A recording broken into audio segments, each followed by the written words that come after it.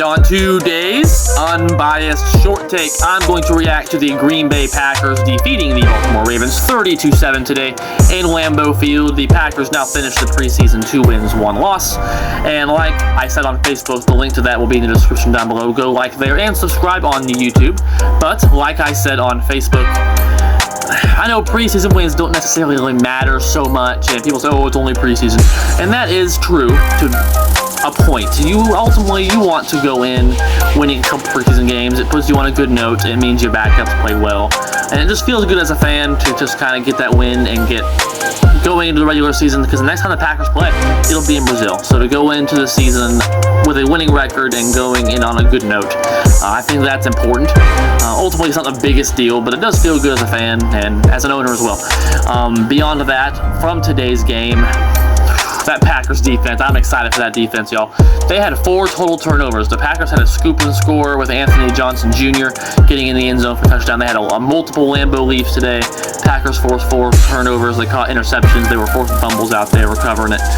They were hitting hard. I watched the game, and they were crashing down to the ball carrier. When a pass was completed, the Packers crashed the receiver very well. They actually didn't miss too many tackles, other than they did have a big play happen. That's how the Ravens got 7 points. They allowed a big play. So we do need to kind of work on eliminating the big plays, because Wallace burned us for a touchdown, and there was really no one by him. And he did a really good job getting to the pylon as well to get the ball over the pylon. So good play by him, but could have been definitely a lot better coverage there.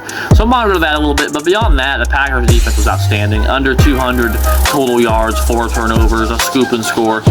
The Packers won this game relatively easily. I'm excited for the defense. I'm going to give them an A for their preseason performance. They put another great preseason performance out there.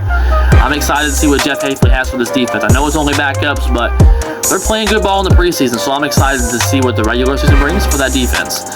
Back to the quarterback competition, there was kind of some talk, should the Packers go get a veteran quarterback like Ryan Tannehill or something like that, or do they stick with Clifford or Pratt? And I think the answer to that has been kind of answered today. I think you go, personally in my opinion, it's kind of a close quarterback battle, so I'm going to go with Michael Pratt. He made a really nice back shoulder touchdown pass throw today in the red zone, but he did have a really bad interception as well and late in the game. So I do think you also keep Sean Clifford around. I think Michael Pratt overall has outperformed Sean Clifford relatively from what I've seen statistically wise in training camp and as well as in the preseason, but he did have a bad interception. So Sean Clifford also in the Browns game was kind of managing the game a little bit, like I said in our short take previous to that. He really didn't do anything impressive or bad. So just kind of managed the game there. And then Pratt and Clifford both sucked in the Broncos game. And Clifford today, he made a really nice touchdown pass to Malik Heath in the red zone as well. He did not turn the ball over at all, but he only completed 50% of his passes. So I think Michael Pratt ultimately was, 8 for 12, 80 yards. Just that one interception was bad. But beyond that, Michael Pratt had a better QBR today again than Sean Clifford. So I think Michael Pratt has earned the QB2 role. I've seen enough from him with that back shoulder throw. I was really impressed with it ultimately. But I do think the Packers should keep Sean Clifford around if they keep 3 quarterbacks. If they don't, I think they should put him on the practice squad. The Packers had Alex McGuff on the practice squad last year.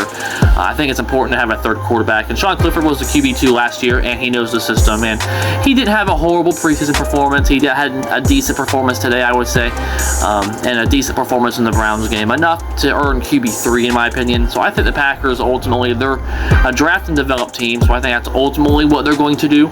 And at kicker, Anders Carlson missed an easy kick again today within 35 yards. Now, he made that amazing 54-yard kick, if I'm not mistaken. Correct me down in the comments if I am wrong on that.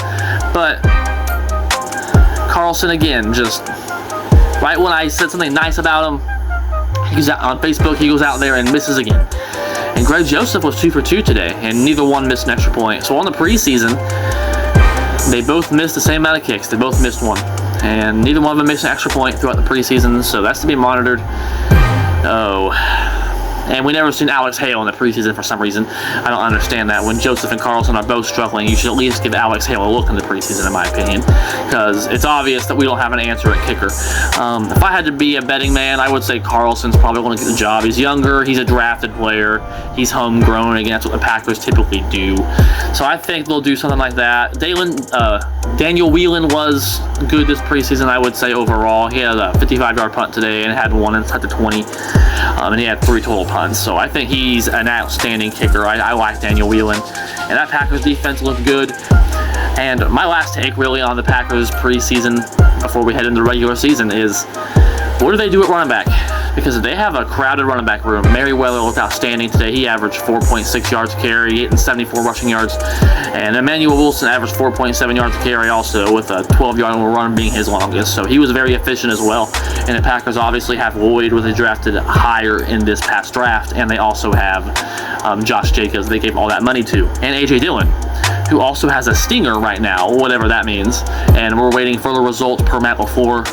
So does A.J. Dillon make the team? Is he worth it? Because, I mean, he looked horrible in the little bit of preseason action we've seen him. And he was jabbering at fans on the internet. He really didn't perform that well last year either. So is it worth keeping him around in that very crowded and younger running back room? That's a question we have to ask ourselves. But ultimately, the Packers go into the regular season with a win here, and that's a good feeling to go into the regular season with a win. So I'm excited to see that the regular season comes. Next week, me and JB will doing our first preseason's over after tomorrow, but the Packers preseason and Steelers preseason is over. So me and JB next week will be doing our Super Bowl predictions and our Week 1 DoorDash Part 2. The JB's revenge and Chandler going for a repeat. Which will happen? It all starts next week. If you have not already, check out our Unbiased Hard Take mock draft. Our last video live stream, we gained another subscriber on that one, so we're up another one. Thank you for subscribing. So it was good. It was good to draft those fantasy teams. Let us know, who do you think will win the Unbiased Hard Take Fantasy League and win that free T-shirt.